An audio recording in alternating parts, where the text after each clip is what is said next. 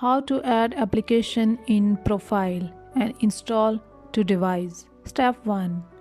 Logging into NOVAEMM dashboard. Step 2. On NOVAEMM dashboard, click on device profile. Step 3.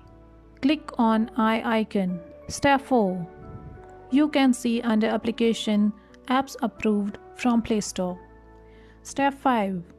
Which apps you wanted to add. Click on plus icon. Can see right top of the apps icon. Message display. Application added successfully. Step 6. Select app status. App status available means in device user select app status as available. App will be available in Play Store. From Play Store user can install. App status installed means user select app status as installed. App will be installed in device and user can uninstall manually.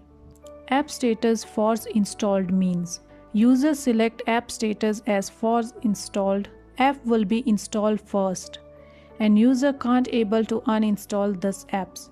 App status block and uninstalls mean user select app status as block and uninstall. App will be uninstalled from device.